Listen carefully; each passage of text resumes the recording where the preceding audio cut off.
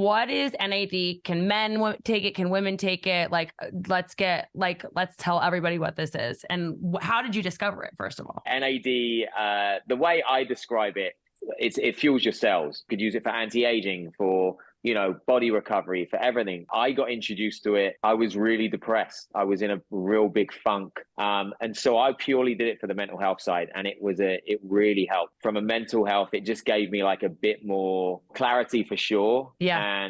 And more focused. Yeah. And that's a lot of like where my, at least, when I say I want to just clarify, it's like my journey, right? So my thoughts were like, a lot of my anxiety was coming from my own overthinking, right? So if I can't focus and I can't keep my mind in one lane, it quickly goes to somewhere else, and then that scrambles, and then I'm like, oh fuck, and I'm just thinking, and I'm back down in the hole. Yeah. So it just gave me that like help to just go, okay, everything is okay. Hey, this is Chad Namiro. And I'm Kelley Namiro. Welcome to the Balancing Chaos podcast, a lifestyle podcast where we will interview guests about wellness, business, and just about everything in between. Our goal is to help you develop a lifestyle that promotes health, wholeness, and success. Through our conversations, we hope to inspire you to live a beautiful, full, and joyful life as you navigate balancing the chaos. We hope you enjoy. Oliver is a British host, actor, serial entrepreneur, and investor. Trevena, did I say that the right way? Trevena. You were so close. Trevena. Became a child star, performing in plays such as A Midsummer Night's Dream, The Nutcracker, and Oliver.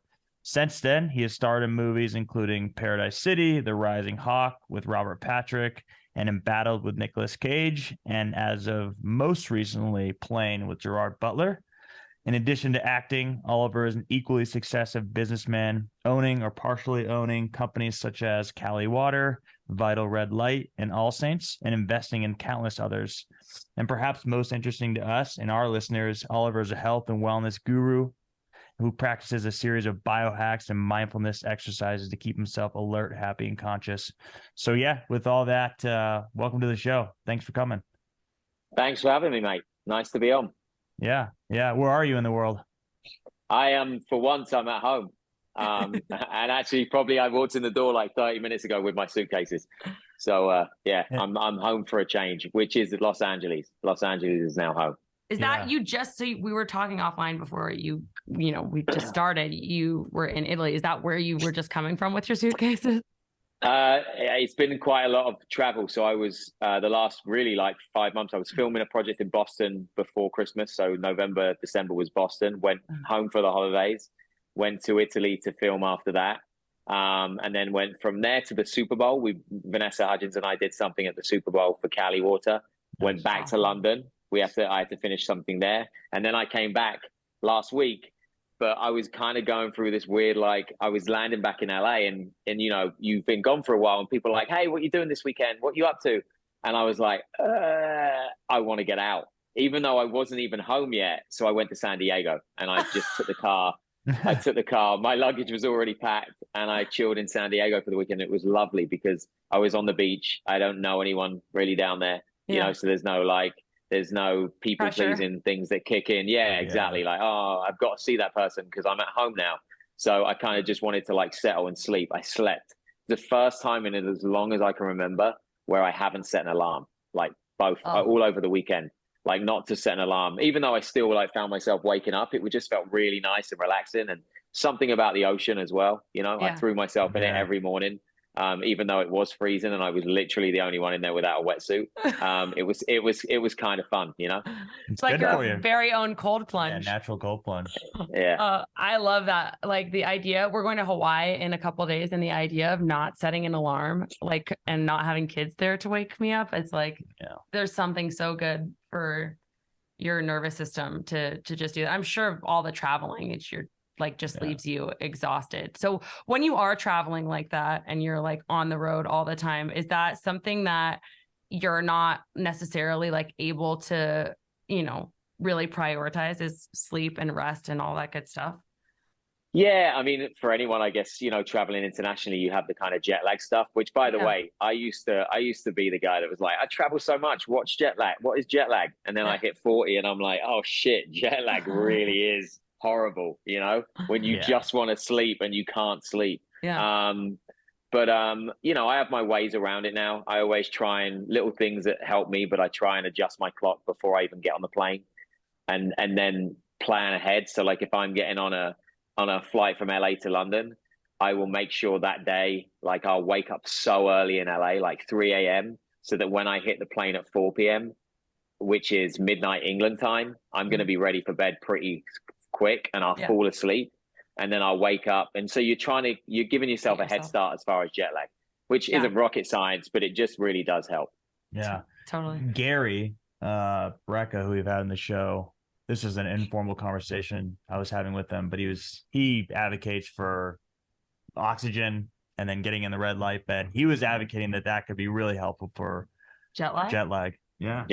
I don't know. Red light is great for that because it just puts your body into a state that, you know, a very relaxing state as well. And obviously the production of mitochondria and everything else, but it just helps with sleep massively. People assume that it's just going to wake you up all the time, but you can actually do red light before bed and you'll sleep really well because of it as well. Yeah. So how ignorant to this, how rigorous is a filming schedule when you're making a movie? How long does it take and what are the hours like? I mean, look, every project's different, obviously, just depending on the size of the budget. Like if you're talking about Star Wars or something, you're locked in there for a year. But most of the films that I'm doing, which I shouldn't discredit them, but they're not Star Wars, you know, they're more of the $10-20 million budget films. So you're probably shooting the entire film, I would say, you know, between 1 and 3 months. So fast. And the schedule is, you know, it's different depending on what role you're playing in the film, but it can be pretty, this film in Italy was tough. We were doing 6-day weeks and they don't count the travel to set as part of your hours.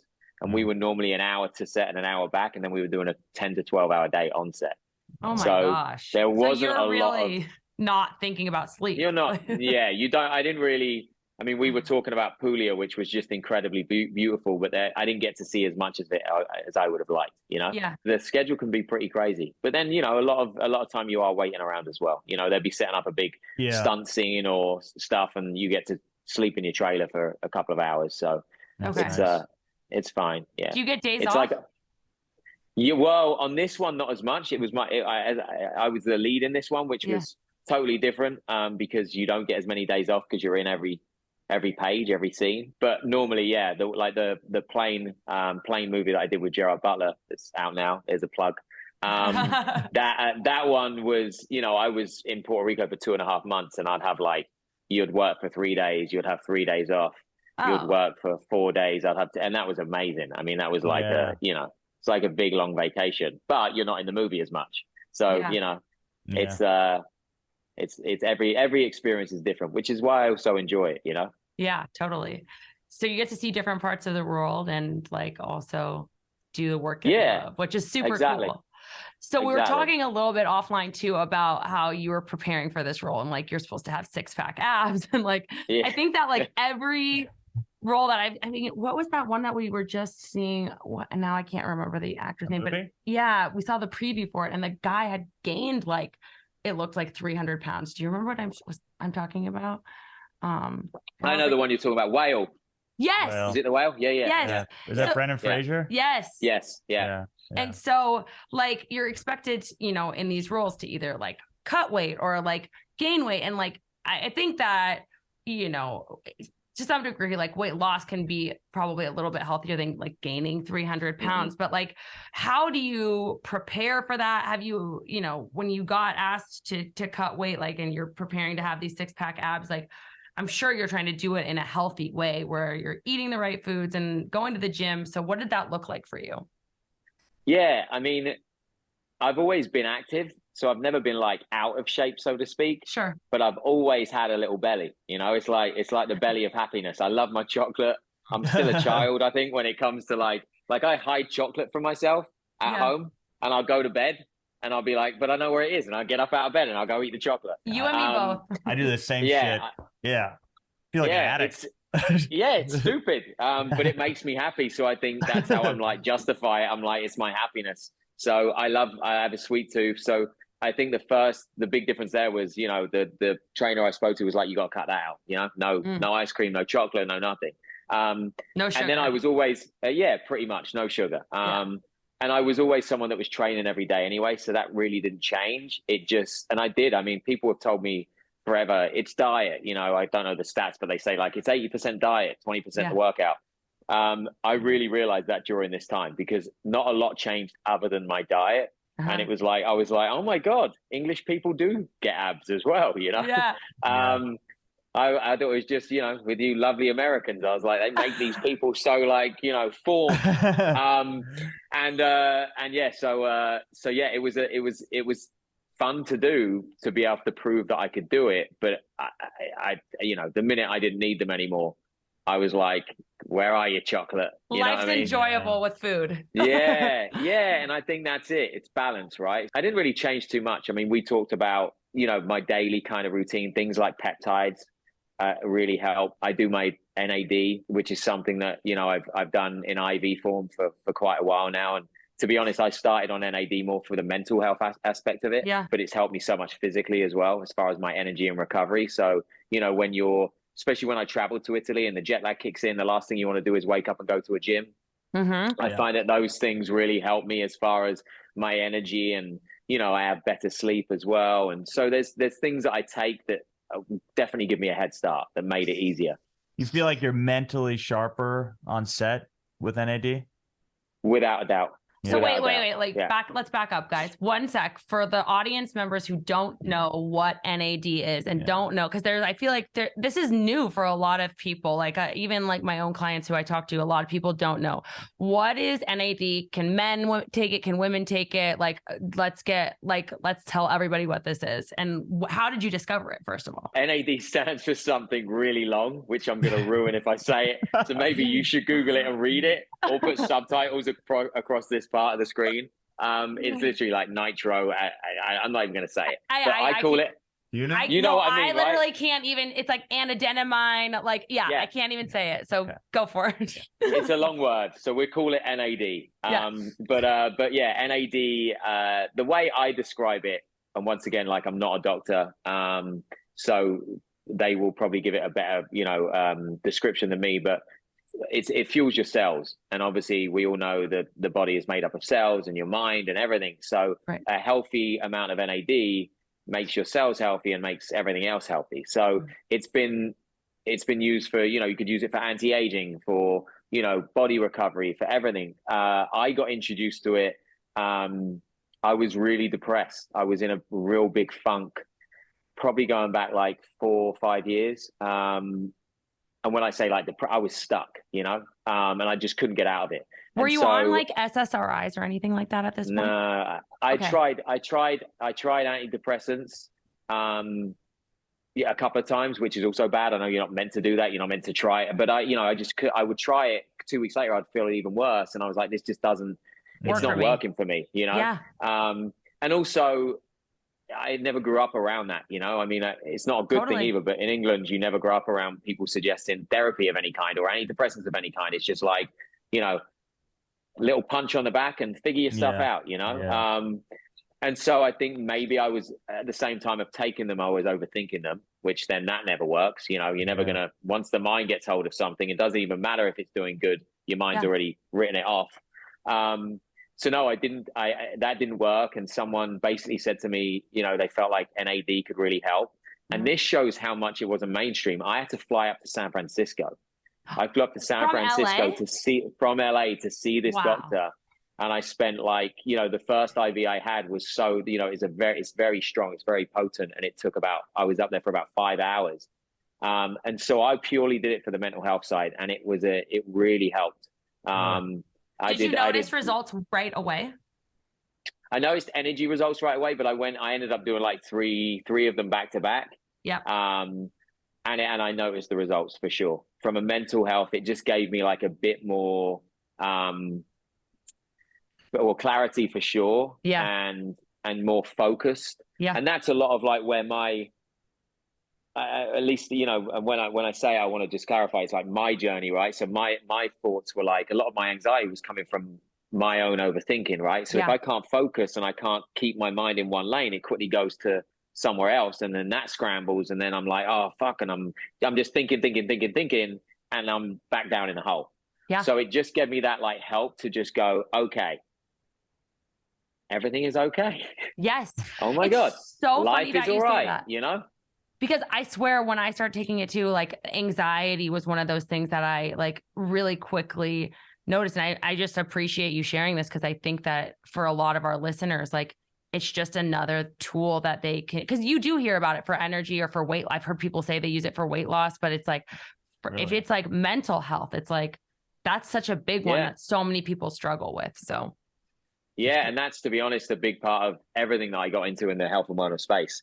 Wasn't, so to speak. People assume, you know, they see what you're doing. They see you're doing a hyperbaric chamber or, you know, ozone therapy or stem cells or everything else. And the easy assumption is, oh, you know, you must want to look like The Rock. And it's like, you know, no, I actually like genuinely like, I mean, that's not a bad thing. But ultimately I just wanted to feel, what I didn't even know, but now what I do know is feel like actually human, like what it's like to wake up and feel okay.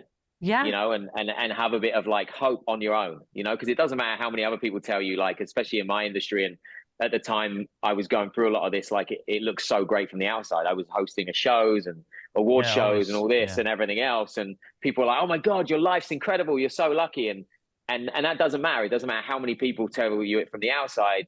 From my end, I was like, I was just done, you know? So I wanted to be able to, I guess, reset and just know what it felt like to literally wake up and not the first thing through my head be like fear, you know? And I feel like obviously mind and body is, you know, so correlated and so, you know, in sync that as soon as I, you know, started doing the right things for my body, my mind started, you know, being right as well. But it wasn't like I didn't do it because of my body. I did it because I wanted it for my mind. And then it goes hand in hand, because for me, I was like feeling better. And then I want to go to the gym more and I want to go for a hike and I want to do this and I want to do that. So I was going to ask you that, like, were there other things at the same time in tandem with this that you, like when you started the NAD, like, let's say, for example, like that you did as well, you know, like that, like, did you change your diet? Like, were you eating a ton of processed food and then you didn't, like that helped along with some of this other stuff? Not at the time. I probably should have done. Now I know a lot more. At the time it was like, you know, and I think that's the thing as well is it's never a perfect path. You know, you do what you can and what you give yourself a break, because you can read one of these, you know, an article that's like, you know, do NAD and do the hyperbaric chamber and give up processed sugars and do all that. And you're like, I'm never going to be able to do all that. One, because financially it's too much. And two, because I just know me. And I think that's what, for me, my journey has really been like just taking a step in the right direction, and then steps follow steps. And then before you know it, you're kind of on your way. But yeah, after that, I kind of looked more into, you know, the research and what was available. And that's kind of what brought me into Next Health, because they were someone that started to offer it right then. And I got involved in that company and invested in them. And obviously then that took me down the route of understanding about hyperbaric chambers and, you know, exosomes and stem cells and all the different things there. So in general, off the get-go, it wasn't all at once, but I've definitely, you know, done it all at this point. You built on it. Yeah. And there's been so many other things that I'm always, you know, looking for. And because like I say, it's never a perfect path, right? I think I've got it figured out and I'm like, oh my God, my life is amazing. I feel so happy. And then 3 days later, I'm like, ugh! That's so and that's the thing as well. It is everyone. And I think the more we understand that, the more it gives us some relief as well. Not that we want like everyone else to suffer, but the truth is, I always sound like anyone that's telling you that they're perfect and they're fine is a pretty scary person. You know, I don't know. I don't know if I trust those people as much. But you know, ketamine IVs have been incredible for me as well. Yeah. So how often are you doing this stuff? Like, are you doing it all at once? Like, so I'll give an example. Like, I know when you said the NAD IV and you were like saying 5 hours, people were probably like, oh my gosh, it takes 5 hours. I remember the first time I did it, it was around the same amount of time. And Chad comes into our bedroom and he's like knocking on the door. He's like, are you going to help me with our kids? Like, I was like, I did not know that this was going to take 4 hours. 5 hours. I thought but it's because your like joints kind of feel weird and like you can't take it all at once because you kind of start to feel a little bit dizzy, like whatever the case may be. So like, can you, with, you know, the practices that you have, one, like how often are you doing these IVs? And two, can you combine multiple things at once so that you can kind of make the most out of it? I mean, I do now I do the same 750 NAD, so 750 milligrams. I do in about 45 minutes. Okay. Because your body just, like anything, gets used to it. I'll also do like other vitamins at the same time. So I'll do some hydration, some glutathione, and then you're kind of like B12, B complex, everything else. And I always do it. Like I'll book my IVs and I'll book a conference call at the same time, or I'll do something. So you're in a private room, so you're not really losing time, which I guess is that whole, the whole biohacking thing. And it's like, I like doing things. If I'm in a hyperbaric chamber, I'm doing emails or I'm reading a script or something. I don't really feel like it takes away that much time. The ketamine IVs are the ketamine ones are the only ones that are tough, and I don't get to do them as much for that reason, because the place where I go is about an hour from where I live, and you can't drive back.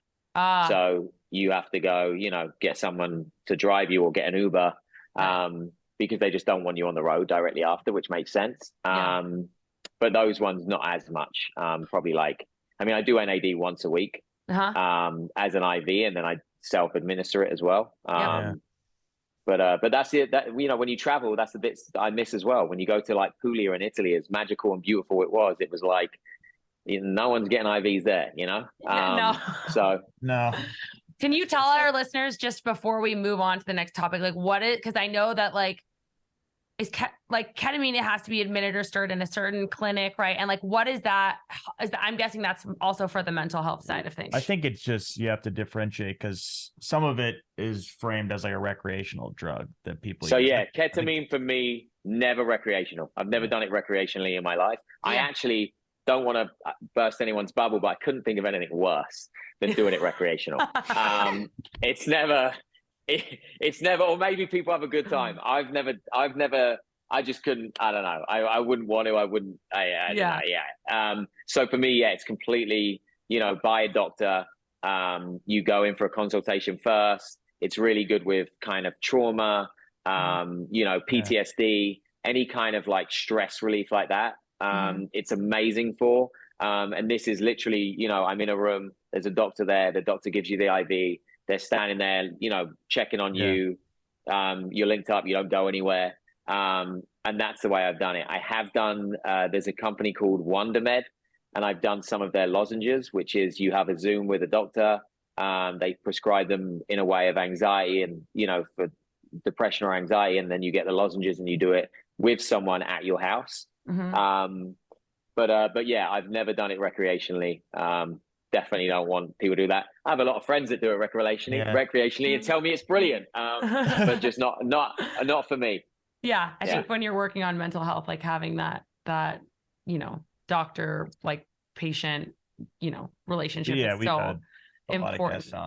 But one question before we move on from this whole like health and wellness thing is just quickly though about the ketamine experience. Tell us about that. Is it really an hour where you're just diving into your psyche and coming to terms probably with longer. Some things? Okay. But is it short term? The experience? I'll take you through it. So I went there. I've had which I think we'd probably dive into. I had a lot of trauma in my teens. And, it's been a constant kind of path to let go of a lot of that, and a lot of like the trapped fear or PTSD that, sometimes we don't even know why it's there, because in our minds, we're at peace with it. It's like, no, I'm not bothered about that. I've let it go. But on a body level, it's there. I find that ketamine really helped me, if trauma is, layered upon trauma, upon trauma, upon trauma, upon trauma, ketamine really helps you peel back the onion and get to the lower levels of where you might not access with normal therapy or anything else. And I've had some really, I'll take you through one experience, but I had flashbacks, and I'm really not one to like any kind of hallucinogenic or anything like that. Like I like my mind being intact, but it does take you to, you do hallucinate a bit. And I went back to as clear as like the clearest visual of my mum and dad, but they were like a lot younger and so like it was like picture perfect. And I was a baby, and they were crying and I was crying, and I could see something was wrong with me, and I was in a hospital, and I had this was going on. Like it was a whole scene, like out of a movie. And so when I came around, I actually, the time difference, it was about midday. So my parents were still up in the UK, and I called them and I just said, we have a very like open relationship now, and they know I do all this, you know, weird shit. So I called my mum, and she basically told me, yeah, I had because, you know, in England, we don't talk about stuff. So this never came up in conversation. And my mum was like, yeah, you had a tumor when you were born and you nearly died. And I nearly died too. My mum nearly died at birth when giving birth to me. And then she was out of hospital. And then because of the implications and the, you know, complications there, I had a tumor as well. And I had no idea.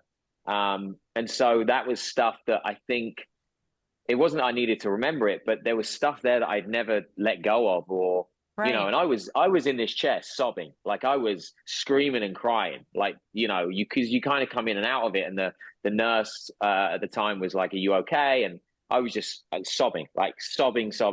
Yeah. And I would have never known to, you know, to talk about that with a doctor. And even if I did know about it and I talked about it, maybe it wouldn't have hit to the level that it hit there. So I feel like it's really helped me with a lot of that kind of like release and letting go of stuff that I feel like we keep trapped. I mean, we you know, it's our survival technique. Humans are so great at just surviving that way, right? It's like something bad happens, we push it down, we cover it up, we push it down. And I think, you know, sometimes it helps us, but a lot of times it just, you know, crushes us as well long term. That's like the common denominator. We've had 3 or maybe more actually hosts on the show that talk about, or guests on the show rather, that talk about psychedelics, and they all and also like describe PTSD, it that way. Yeah, it's just, I remember Marcus saying that, you know, if there's tracks in the snow, it's like causing the snow to fall again, so you can kind of have a new hill, if you will, like to start over. Just allows you to tap into your subconscious, I guess, is what I'm getting at. Yeah, that's crazy. Yeah.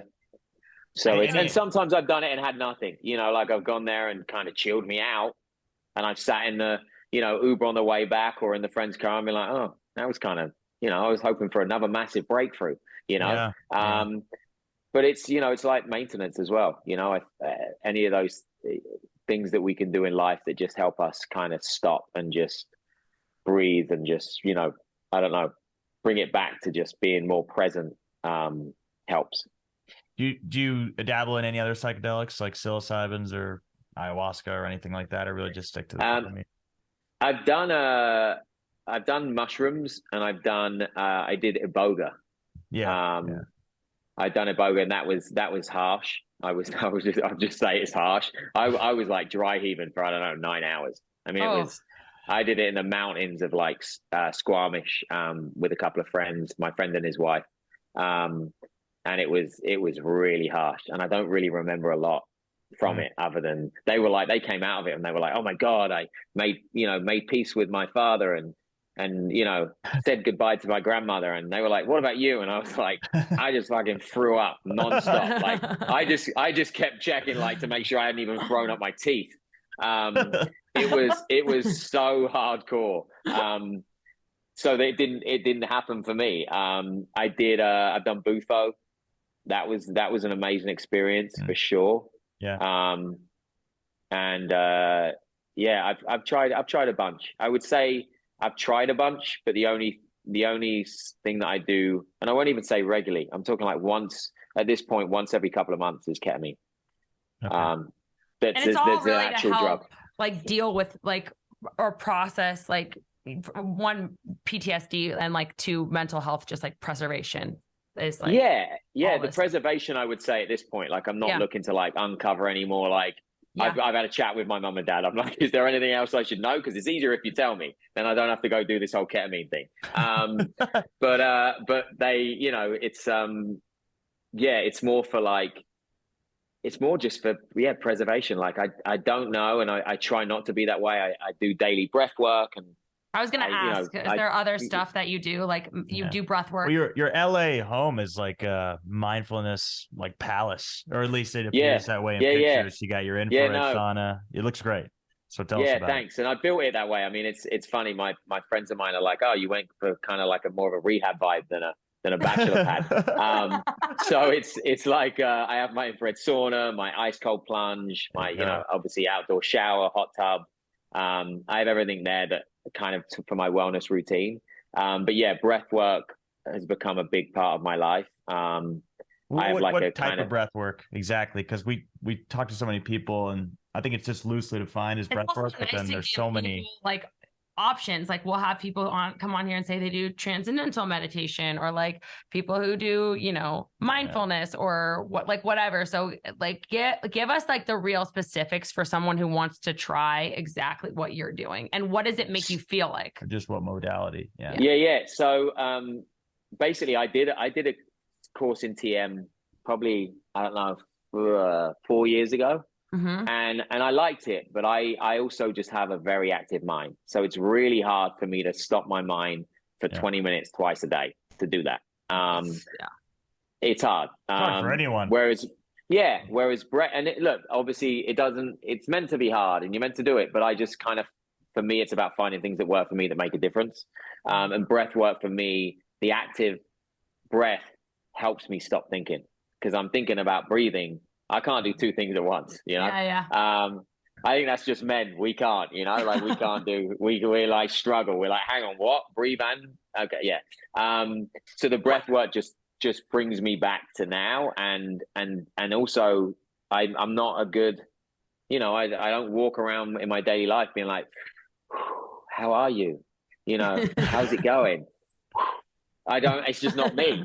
So I try and bookend it. You know, I do a breath work in the morning, and I'm talking like 10 minutes, 20 minutes in the morning, and then one in the evening. There's an energy one that I do. And these are just one of the first time I got introduced to breath work was I was doing a course called 40 Years of Zen. It's like a like a neurofeedback hacking, mind, brain, all that sort of stuff. And there was kind of like one of the moments there. So you go in these pods, you do all this different stuff. And one moment is just with a therapist. And the therapist there, who you would kind of like talk about what was going on, said to me, oh, you should try this breath work. And it was just a YouTube link. It was like, it's 20 minutes. It's a YouTube link, like a Qigong, like, and this woman's just talking you through it. That's been my breath work for 4 years. I've just used that same YouTube link. I've shared it with so many friends. It works for me. It's great. And then I found one online that's similar, but it's a 5-minute energy one. So that's normally like my quick morning one, and I do 2 of them in a row.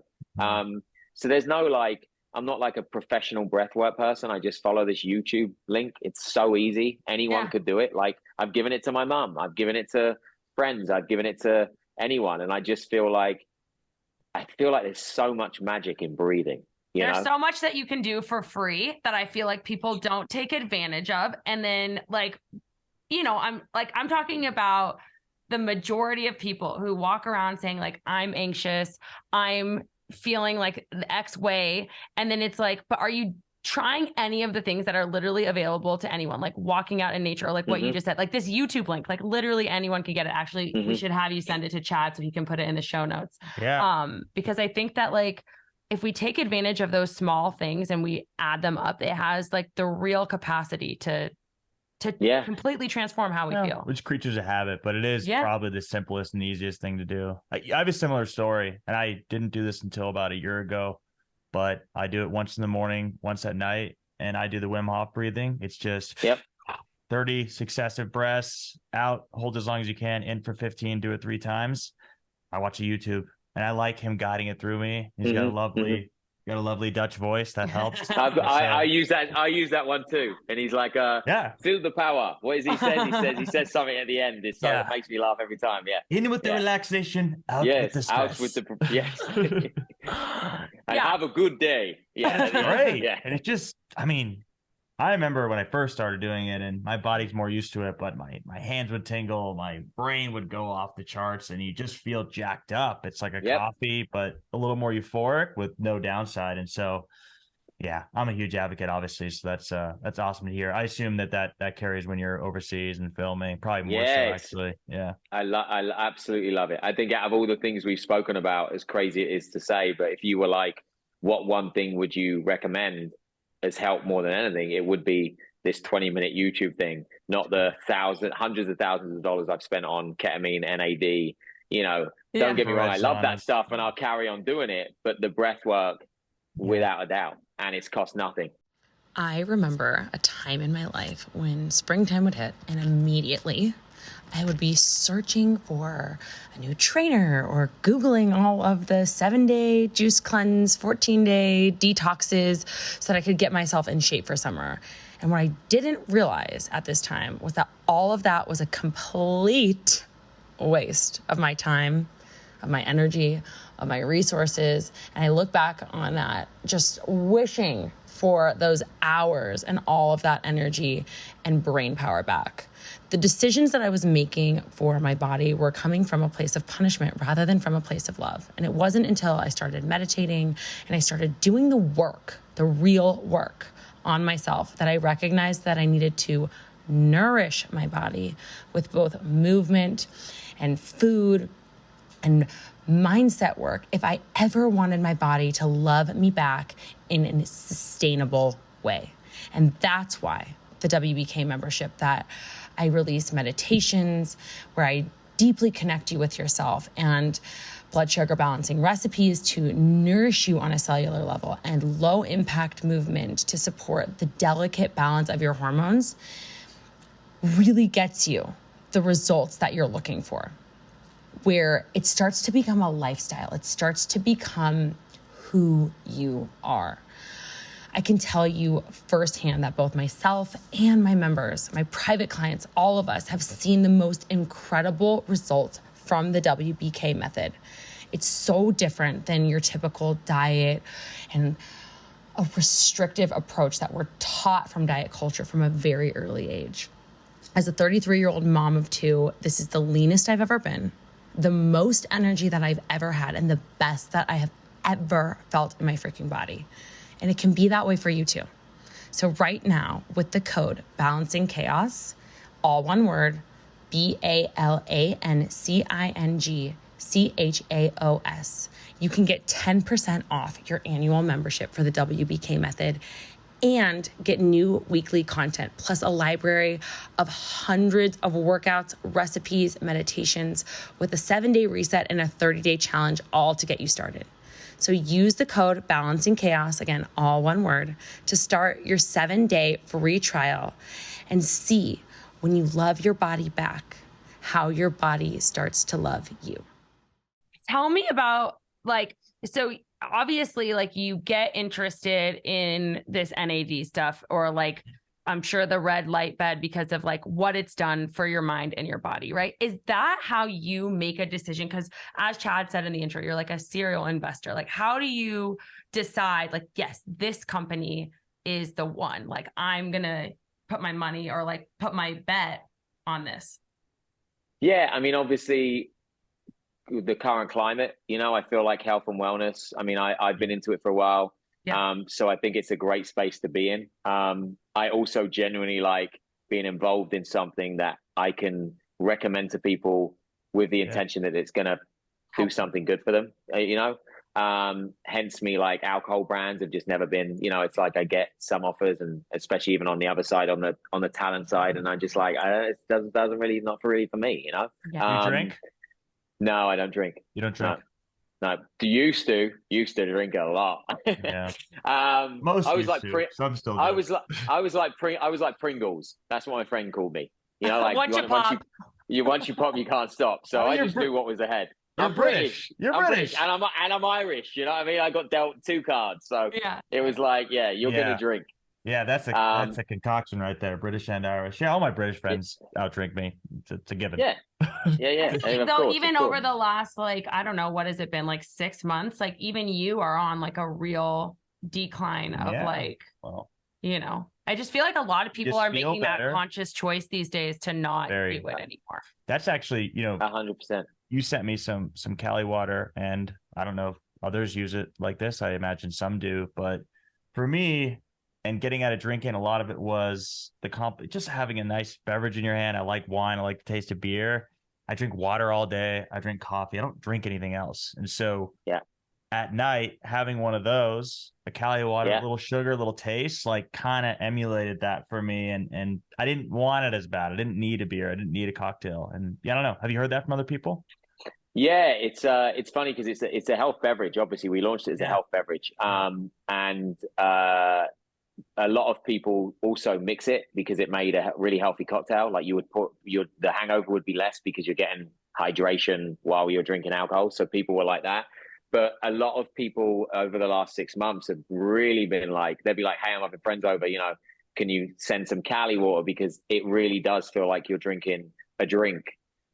Even though you're not, it gives you that kind of like feeling. So yeah, I mean, that's why, I mean, I love it for that reason. Vanessa, who's my co-founder, Vanessa Hudgens, she loves it because she loves mixing it and making cocktails, and she loves it the next day because says it has hangover relief because of the amount of hydration in it. So look, it's multifunctional, but yeah, it's definitely a world where people are drinking less, and I think it gives you that feeling that you're drinking a cocktail. Funny story, I sent it to Lance Bass. I think it was either his Labor Day or July 4th party. He had Lance and I used to do a radio show together, and he said, hey, can you send me some of your drink? I'm seeing it everywhere. And so we sent him a bunch of stuff, and they actually thought it was an alcoholic seltzer drink, and they all thought they were drunk. And it wasn't until about 3 hours in that someone said there's no alcohol in this, that they were like, what? And I think it was just the placebo that they thought they were drinking. Yeah. So they're down in these drinks thinking that they're getting like, you know, wasted, and there's no alcohol in it. So none of them were drunk at all. So yeah, I guess, look, that being said, it just goes back to like, yeah, sometimes you just want to feel like you're drinking a drink, and it's nice in that way. Over ice, it's great. But yeah, going back to your question about investing, I mean, obviously the product, and if I believe in it, and also if I like it, because, you know, sounds so much like a fridge magnet, but life is really about, you know, the journey and not the destination. So same as investments, like, who knows, you know what I mean? But if I love the product and I love the person, so people and product, you know, the two number ones. And if I like the people and I like the product, then it's going to be a fun journey anyway, you know? Yeah. And would I use the product myself? Yeah, exactly. Because I just can't do it. I can't be like, mate, you should try this, you know, X, Y, and Z. And me in the back of my mind be thinking, I wouldn't use it, you know? Like I'm not selling hair products, you know what I mean? Or hair straighteners. Do you know what I mean? So there was a time, but now it's like, it has to be something that you like and you believe in. And then the rest is icing on the cake, you know? Yeah. The cake is the fun part, and then the icing. But yeah, of course, I still look at it from a business mind. And I think, like, you know, we talk about Red Light, like the founder of Vitalredlight, Jake, is such an incredible guy. And, you know, so he's been doing this, you know, since his mid-20s, and was so ahead of the curve. Like I didn't know what Red Light was. And he had already, like, you know, made a company, Vitalredlight, and was making these products and was so far ahead of anything. And I think, you know, from an investment and a business standpoint, obviously a company like that is now hitting, you know, you've got everyone from Tony Robbins to Joe Rogan to everyone's talking about Red Light. So it makes sense from an investment standpoint there, because I think it's going to be a growing market. So, obviously I think about the business, but like I said, if it was a great business and a great investment opportunity, but the founder was a complete prick, I probably wouldn't invest in it. I'd probably be like, I could make a lot of money, but I'm not going to enjoy this, you know? And I don't really have a filter, you know? So it wouldn't be it wouldn't be a good investor either. You know, I wouldn't be able to keep my mouth shut. So let's talk about Red Light a little bit, because it is all the rage right now. Everyone's talking about it, and we're fortunate we have one. But the reality is, a lot of the Red Light beds are extremely expensive. Meteorically expensive. And when I was reading about and viewing the website and all that about Vitalredlight, I was like, wow, it's kind of like democratizing red light therapy. Still expensive, but relative to the competitors, quite a bit cheaper. And so, just give us a little sense of when you got into Red Light, what it does for you, and kind of maybe be a little bit around the technology if you can. Yeah, it's I mean, Red Light, as I say, I hadn't heard much about it, and then, you know, met like Jake, and obviously we got the Red Light beds at Next Health and things like that. And, you know, I've heard that many, you know, people like Tom Cruise, I guess, have had a Red Light bed forever. You know, there's so many, I guess it was like a big secret in this world of like anti-aging and staying young and, you know, your body and your overall health. But yeah, the beds are stupidly expensive and way, you just, I mean, I don't have one, you know, I can't imagine many people having a Red Light bed at home. Plus they're huge. So, you know, Vitalredlight in particular is a very like a more affordable product, and we have, you know, a travel version to a desk, you know, literally one that will go on your desk. And Red Light, you know, I guess I give it in a South London, you know, layman's terms. Most of these medical descriptions, but Red Light is, once again, it's good for cellular health. And I think most of the things that we track back are, you know, we're made up of cells. Keep your cells healthy.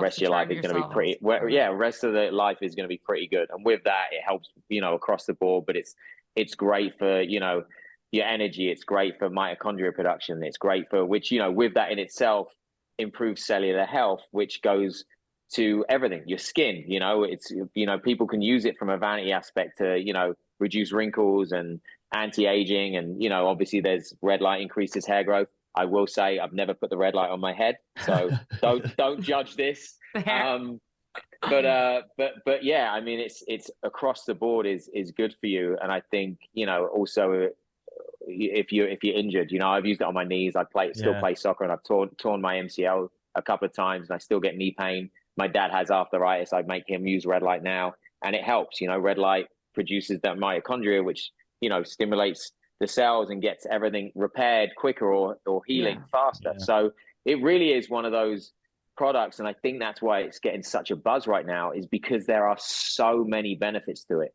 So yeah, the price point might be like, you know, if you're thinking of spending $300 or $500, but it can be used for so much. You know, you can have your partner using it because they want to, you know, keep their skin glowing, get rid of acne or whatever it is. And then you can have someone else using it because they, you know, smack their toe on the way in and their toe's swollen up, you know, and you want some, you know, pain relief there. So I think it's getting a lot of buzz because people are really like taking note now, because there's a lot proven around it and a lot of people are talking about it and, you know, have tried it. You know, people, I think that's when things really get a bit of buzz, is when the actual, you know, the people are trying it. You know, it's not just coming from specialists. Yeah. It's so true. It's what the more accessible you can make it, the better. And you can habit stack it. You can do your breath work while you're sitting in. I mean, it was Red Light, relatively inaccessible until recently. Totally. And one of the things that me and you were actually talking about, speaking of like doing your breath work and your red bed, was like, you were like, I feel like my routine is like actually going to get to a point where like my morning routine is going to get too long, where you're like, I have the cold plunge and then the sauna and then that's the thing. You deal with that? Like when am I going to get to work? 11? Like morning routine. Walk us through it, because like I mean, you could do like a million wellness things, and I feel like it can get out of control. Well, Dana was on the show and he was like telling us all about it, and he's like, yeah, and then, you know, at 11 or so I go to my first call. It's like, wow, yeah, okay, so that's like your whole morning. Yeah, that's Dana though. He can do that now. You know, there's enough money in the bank to take a bit of time off to 11 a.m. Yeah. But for me, I mean, I'm a pretty early riser. I love my mornings, and I think that's probably, you know, goes back to my, you know, drinking days. I definitely didn't love my mornings, so I think I've done, you know, half of one life, and now I'm doing half of another. And so I would say I get up even without an alarm clock, but I always have an alarm clock just in case. But I kind of wake up on my own around 6 every day. I do my go-to when I get up. I have not so much when I travel, but I should just find one that I can take on my travels. But I have an alarm clock by my bed now instead of my phone. I'm sure you've heard this helps, but like, I don't like to see my phone, because I immediately go into that zone. So hit the alarm clock. If it's gone off, if it hasn't, I just wake up. I do a couple of read-ins, like, you know, daily just read-ins that I make sure I do. I get on my knees. I don't really, you know, not really heavily religious or anything, but I just, you know, stay grateful and pray and thank whatever I'm thanking up there. God, universe, anything like that. Yeah. Literally, because I'm still trying to figure that out, you know, but I know there's something big out there, you know, so I just kind of pray to that and pray that I can connect with my spiritual self through the day, because when I'm connected to my spiritual self, I'm a better person than I am if I'm not. So that's how I start my day.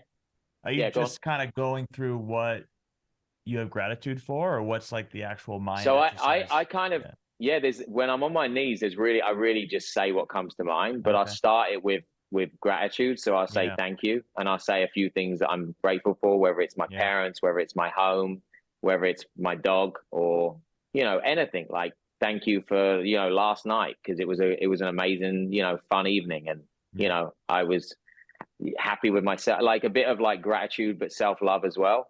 And then, you know, kind of like then turn it over and be like, help me be the best version of myself today. You know, help me not be a selfish prick and take away, you know, but because truly, like, that's it. That's why it's a daily practice, because I can do that on a Tuesday morning. If I don't do it on the Wednesday, I'm in my car shouting at the guy who's not going fast enough, that has no reason to go fast enough. It's my fault that I left home late. Like, it's just different. It's like when you stop and just get out of your own head. And that's why I pray. I pray purely because it disconnects my ego.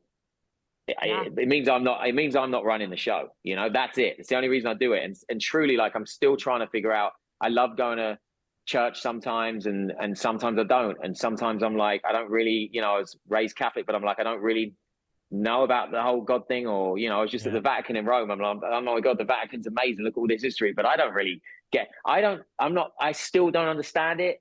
And I still don't know. That's why it was probably the worst thing to say, to like, pray to God and stuff and the higher power, because generally that's how I don't know. I really don't know. No, but I do know that there has to be something.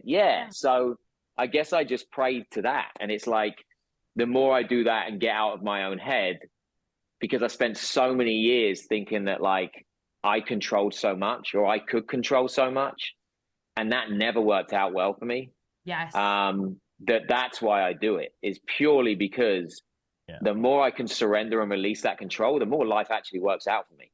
The more I'm trying to manipulate and trying to be like, I fucking got this on my own, I can do this, and, you know, don't like that person, blah, blah, blah. And, you know, self-forgiveness and forgiveness. And the more of that I can put in my life, the better. So those are that's my, you know, religion.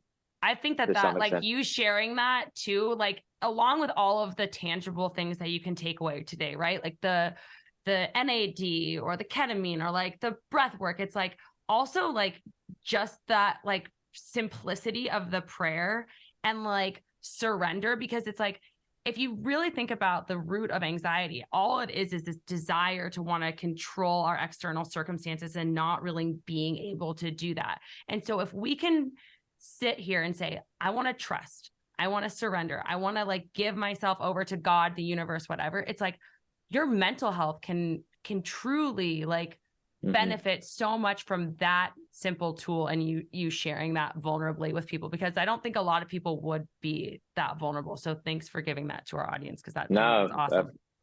Of course. And that's my, you know, and that's, we're talking about like between my reading and me doing that 5 minutes. You know, it's not a lot. And then I'll get up and do my breath work, whether it's 5 to 10 minutes on top of that. And if I'm home, I'll go put myself in the ice bath, which is the last thing I ever want to do. I mean, I look at that thing, I go up top, I look at it, I'm like, I don't really need to do it. Shall I just do it after the gym? Shall I go to the gym first and do it? And I'll have a total debate. I'll talk to the ice bath to the point that, like, I'll just get in there and that's it. And then that feels great. Well, it doesn't feel great. I never really enjoy it. But it feels. No one does. I do I'll either do 2 minutes or 3 minutes. I vary it up. I switch it up. That's the thing. I'm not trying to do anything perfectly. Because as soon as I do and I don't do it, then I'm the first to beat myself up. So I don't try and do anything. If I feel like 2 minutes, I'll do 2 minutes. If I feel like 3, I'll do 3. That's the beauty of the ice bath, though. It's always a struggle, and it's that first really hard challenge of the day, and then it sets up everything else. That's why people usually recommend it in the morning, among other reasons. But it's so good thing too. Every time, hate it. It's like the worst, but it really sets you up for the day, and it's like a massive energy boost. And then I'll try and get a workout in. I have obviously involved in a gym called Dogpound. I'm one of the investors there. So I've been, I'll go there. And if I don't have time, because if I've got something happening on the other side of town or whatever, I'll go for a hike. But I do something every day, even if it's a quick 30 minutes or, some sort of exercise or whatever it is, just to get going for the day, because I'm not really good at, I always have the intention, if I've got a massively busy morning, I'll be like, I could probably get a 4 o'clock or a 5 o'clock workout in. Just never happens. Once my day starts, it never goes that way. And I know that now. So I don't even try and pretend that I'm going to do it. I just do a quick workout. And that's really my morning routine. If I've got the morning of phone calls, then I'll do the sauna as well. So I do my phone calls in the sauna while I'm back and forth to the ice bath. And then if I'm doing an hour in the sauna, I do the ice bath 3 times in that section of the sauna. But sometimes you go to the ice bath, just normal temperature, right out of bed. Yeah, normal temperature, right out of bed. I just do the ice bath, and then I stand there and make myself kind of breathe it off before I get in a shower. And then even when I get in the shower, I get in the shower cold, because it's better than, you don't really want to. I've made that mistake of doing like a hot shower directly after, and it just doesn't work. Then I'm still shivering. No, they say that's a no-no. But yeah, I'm the same way with working out in the afternoon. He won't do it. She told me that today. She's like, "Why don't you go work out now?" 4? Like, he was like, no. Once like 1 o'clock hit, he will not do it. It's over. So with your workouts, are you doing like resistance training, weights? Are you doing cardio? Are you mixing it? I know you said you'd go hike. Mix it up. Yeah, always mix it up. I love boxing. I do boxing. I still play soccer, football. So I still do that. I do, some core exercises. I'm not really a heavy weightlifter, just because I can become like the Tin Man really quickly. It's like, give me like 3 sessions of weights and I'm like, what's up, bro? How you doing? So I try to stay away from like heavy weights. But I do weights, but just more like, 15, 20 reps. Yeah, exactly. Is that the method that they do at Dogpound? Because I've seen like all the Victoria's Secret models and stuff like that train there. Is that like their... Everything's different. I think that was obviously what got us well known. And I think, the booty workouts and things like that, but it's really like it's personal training. So it's completely personal to you. Okay. It's like you do a session for you. I have no bum, no booty. Yeah. I don't think I ever will. So, I'm not a good person to be a walking advertisement for the booty workout, but I love, the boxing. And it goes back to what we said earlier. Like at this point, I don't work out because obviously when I have a role coming up for a movie, I'll do it for that reason. But my daily workout is purely for my mind. It's not for my body. I'm not doing the workout and then looking in the mirror and be like, what's up, bro? Like I got there. It's so for this. That is it. That's the only reason, because I feel like that's everything you've really talked about today. Like even the cold plunge, it's like so much of what you've talked about. You're not really like here for the physical. It's like, I'm doing this. No, because I feel better. Like truly, that's been my life. I mean, I feel like I'm 41 and I truly feel like I'm living my 20s. How your 20s are meant to be, because I spent so much of my 20s and 30s just lost and confused and depressed, that now I feel like, these are like, I'm in my 20s. These are happy times, and I love my days and I love my stuff. And the only thing I've changed is looking after my mind. Nothing else I changed. And obviously looking after your body, because your body helps your mind. Like it's not, I didn't do anything different. I've definitely learned along the way that all the outside things that I assumed would change everything, whether it's the success, whether it's the movies, whether it's the businesses, everything else changed nothing. Like literally changed on a happiness scale.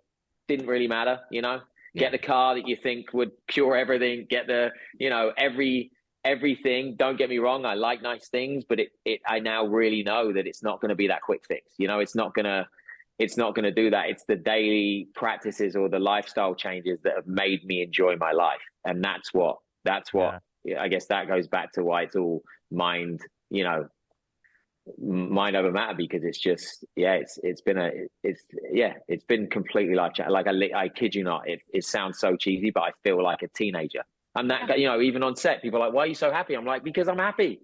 This is everything's great, like life's good. Life's great. And then don't get me wrong, an hour later I'm full of fear and I'm like, I'm a failure, I've not done good enough. And it's just about like, those moments don't now cripple me. They don't spin and spin and spin and spin. It would be it's like a quick back and forth. It's like, I am good enough. I am okay. Everything's fine. And then it goes back to being normal again, as opposed to giving into that thought and just like losing control of it. And then, doing whatever you do to cover up that thought. And then that's just a vicious cycle, 100%. And that's what the practices are there for. They're there to keep you aware of like when the triggers come up or the things, like I always say that because I spent like better part of a decade, he knows this, like with an eating disorder. And I always thought like, okay, when I'm 15 pounds lighter, then I'll be happy. Then I'll be happy. Then I'll be happy. And it's like, no, it's never that. You have to be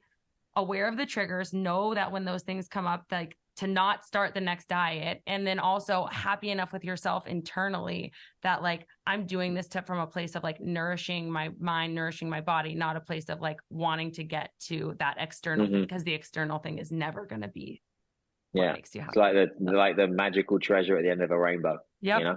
Exactly. Yeah. You're just constantly improving your baseline too. You Yeah. know, you're feeling better and better on average, and then you get addicted to feeling good. And that's why it's about and other things. Like, I don't ever not want to feel that good. Actually, I want to try to do what I can to feel even better. Yeah. Mm-hmm. I was gonna ask and you then that. you surround yourself with different people. It just happens, right? Like your life changes and people change and things you do change, and then you find yourself, you know, meeting, doing something else as opposed to going to a nightclub. You're like, you know, you're catching up with people in different places. So, you know, everything kind of adjusts the way it's meant to unfold, you know? Yeah. As you were working on all of this, did you kind of make that decision to stop drinking, like as another way to, like, again, like work on your mind? Yeah. I mean, for me, I was never a big drinker. And then I started drinking when life wasn't good. Yeah. And so it quickly became a crutch to, like, let's just drown my sorrows and put on it. It was a really easy way. And I guess not just for me, for most people, it was my easiest way of putting on a mask and pretending, you know, like if I felt like depressed and felt lost, as soon as I got drunk, I was like, I'm king of the world. Things are amazing. You know, how's life? Oh my God, I'm crushing it. You know, I'm blah, blah, blah, I'm blah, blah, blah, which is also known as lying. But, you know, and so for me, it just didn't work. And then, of course, it's a vicious cycle because I would wake up and then everything was a lot worse because you've got the way you felt at 7 p.m., which was horrible, now filled with the 25 drinks that I had the night before, which is a depressant. And then it's like, how do I disappear? You know? And that just became my relationship with alcohol. You know, it was always like, I was never like I mean, there was phases of my life where I'd have a glass of wine and I'd be civil. And then, like, now people are always like, yeah, but do you not want to drink? And something in my mind is like, I mean, I could kind of have some wine and chill because I feel good about life and I don't feel like I'd be drowning anything. But also, why do I want to?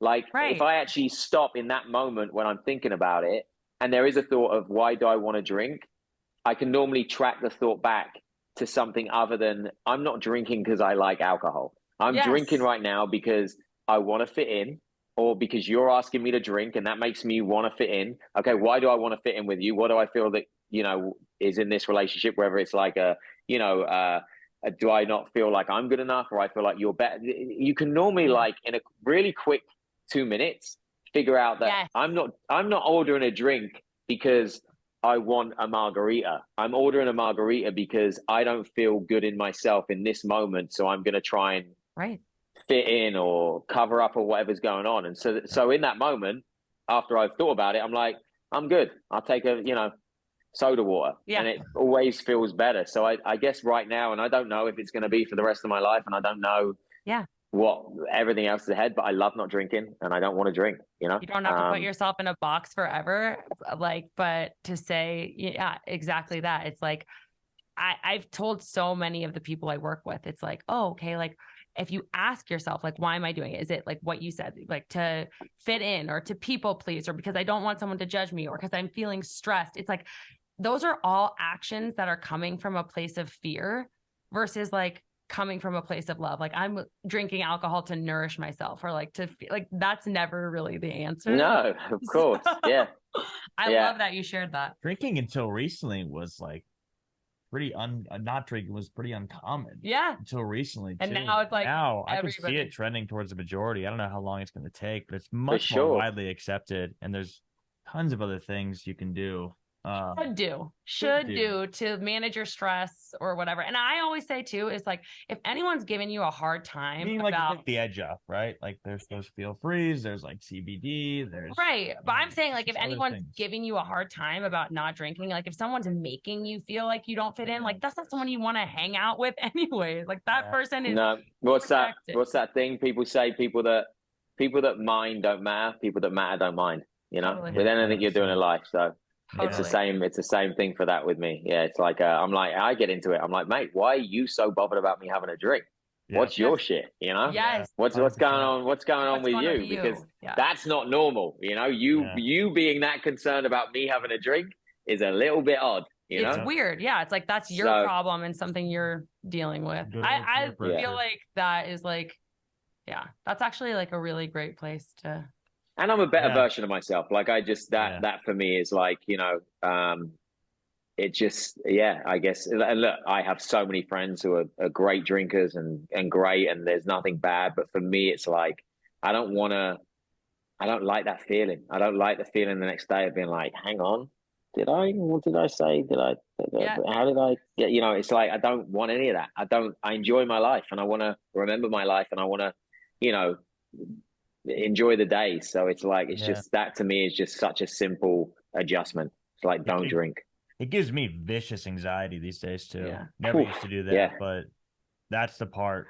The hangover sucks. Everything sucks, but that's the part that's probably most debilitating for me when I, let's say, overdrink, so more than 2 or so.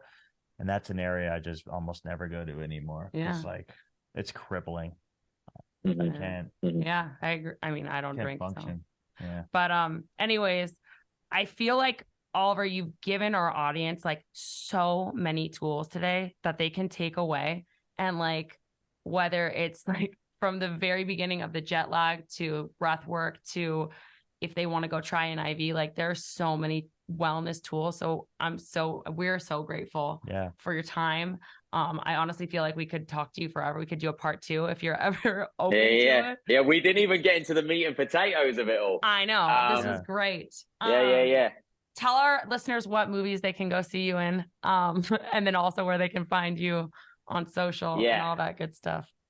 Well, Plane is currently in theaters now, and I think it is on Apple Movies. My next movie will be coming out called The Bricklayer with Aaron Eckhart and Nina Dobrev this summer, and then following that will be Paradox Effect with Olga Kurylenko and Harvey Keitel, and I'm on Instagram. That's the easiest way. I think that's the only thing I'm on at this point. So, and that's my name, Oliver Trevena.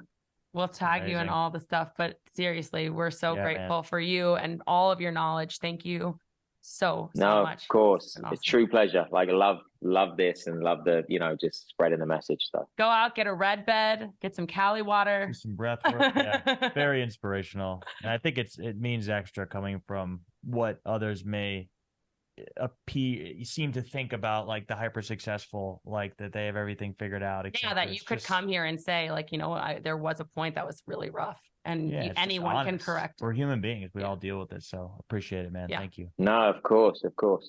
Yeah. Awesome. We really hope that you enjoyed that episode. You can follow me on Instagram at Wellness by Kelley. And if you're new around here, you can sign up for the WBK 7-day free trial, where you can get access to all of my low impact workouts, blood sugar balancing, plant-based recipes, and guided meditations, all available on wellnessbykelly.com and on the WBK app. Hey, thanks for listening. Please make sure you rate, review, and subscribe to the podcast. You can also connect with us on social media at Wellness by Kelley. Drop us a DM for who you want to hear from.